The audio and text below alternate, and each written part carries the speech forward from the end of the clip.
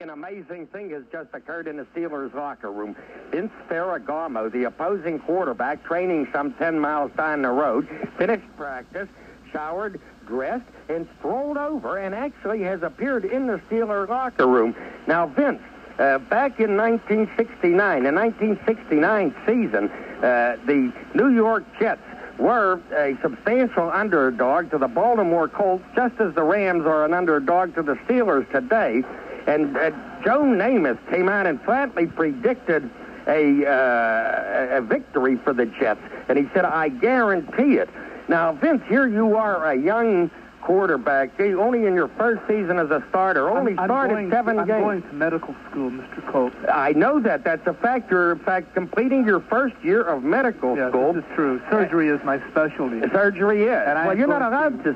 I'm going to do surgery on the Pittsburgh Steelers secondary. Now go ahead with your question. My goodness, that is a brash statement from a young quarterback, about 25 years young. Namath only wishes that he had had half of my talent and ability. Stop the presses. Now, Vince, you certainly are a cocksure young gentleman.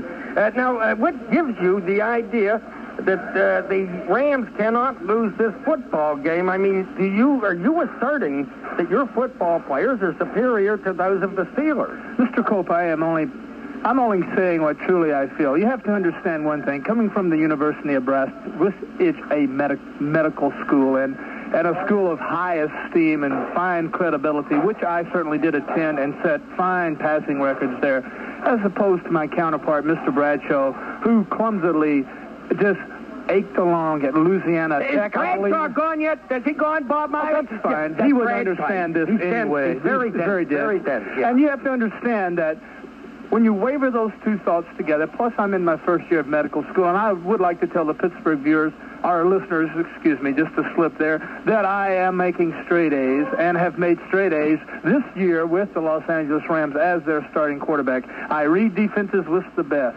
I'm flamboyant. I'm good-looking. I have a beard, which is really going to help me in the movie offers that I have, which I will do in my spare time between going to training camp and my medical obligations. But you understand one thing. You have to be confident in this game, and there's no doubt in my mind that the Rams far superior to the Pittsburgh Steelers, much younger. We want this game a lot worse than the Pittsburgh Steelers. Hey, and they're in our home territory, and I'm telling you, we're ready. We're going to beat them. I guarantee it. A thought crosses my mind, Mr. Ferragamo. You can call me Vince. You can call me Vince. All right. A thought crosses my mind. Our doctor. Bradshaw, in the various Super Bowls, doctor, has gone up against some brilliant people. He has gone up against Francis Tarkenton, who was known to be a millionaire in business outside of football, and savvy as can be, with approximately 42 years' experience in the league. He got by Francis Tarkenton. Then, twice, he went up against Roger Staubach, who had gone to the Naval Academy and indeed had been one of our finest in the Navy, an officer of some standing.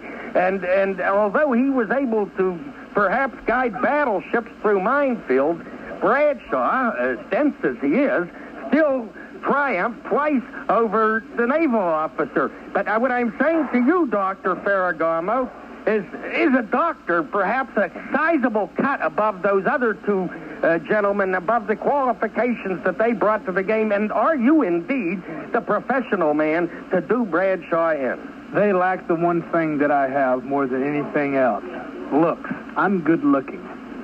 Good looking? That's right. You are. You don't have to have talent. It's not the talent we're talking about. It's obvious that I have superior talent to play this game, or I wouldn't be here. Isn't that right, Mr. Cope? You don't mind if I call you Mr. Cope? I think I'll call you Myron. You can call me Myron. Or Shorty, or Dumpy, or Ugly, or whatever. Just listen to what I'm saying. Nobody back. But I'll tell you one thing, Mr. Cope. I'm good looking, and that's where the difference. See, Bradshaw is so ugly that when he drops back, the guys are laughing, and he luckily gets passes off that are caught. See, I'm good looking, and they stand in amaze at my beauty. And you have to understand, Mr. Cope, when all things are said and done, I've been in the big games. Bradshaw hasn't. Sure, he's played it. What? Sure. Hey, we played against the Giants this year when everybody thought they were our nothing team, and I brought my team back for victory. What are you talking about? We played the Jets. We played the Colts. We played all the big teams, and I brought my team through. Who's Bradshaw played? He's played nobody. Hey, what are you talking about? I got the ram horns on my helmet, and I'm going to spear them right in the back with them. You're convincing me, Doctor. Mad. Now, wait a minute, Doctor. Let me ask you this, going back to something you mentioned rather prominently, and that is your good looks. Is that why you prefer to stand back about 10 yards from the line of scrimmage and pump for about 8 seconds or 10 seconds so that everybody has an opportunity to observe how beautiful you are? That's exactly right. That's what I'm trying to say. I'm trying to be as humble as I can. It's a gamey strategy. But it's worked, Mr. Cope. It's worked. People are amazed at my good looks.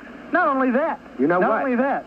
I'm charming. Now, look, going back to your statement of today, of this morning, to a minimum of 10 reporters at the Rams press conference, that you know for a fact that the Rams will win this ball game. Guaranteed. You declined to give the score. When I asked, what will then the score be?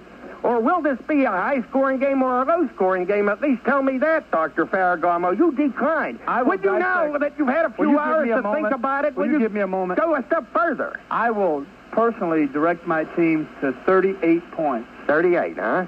That's right. 38-0. That's to nothing. To nothing. 38-0. Our defense will shut out the powerful, awesome Steeler offense. Bradshaw will be so baffled he won't know what he's doing, and I will sit back there coolly, calmly, collectively, and just pick those defensive backs of the Steelers to pieces. It'll be the first time the Steelers will have ever had a party after a Super Bowl that will not have been a victory party. And I personally, as I attend these parties, I'm a little crushed to know this. I'm going to tell you something else. And when the game's over with, to show you what kind of sport I am, I personally am going to autograph my new picture that I just had made and send it to each one of the Steelers and to all the press people so that y'all can have it framed. That's the kind of guy I am. Is that the one in the surgeon's gown? Mm-hmm. I would love to personally have one of those, right. Doctor. I thank you so much, and it is really sporting of you to come by the Steeler locker room after your practice. Where's Chuck Noll? I want to talk to Chuck Noll. I think I can give him some things that will help his team. I'm very intelligent, and I can help his offense and his defense because I pretty much run the show with the Rams. I gather that. Well, thanks again so much, Dr. Ferragamo.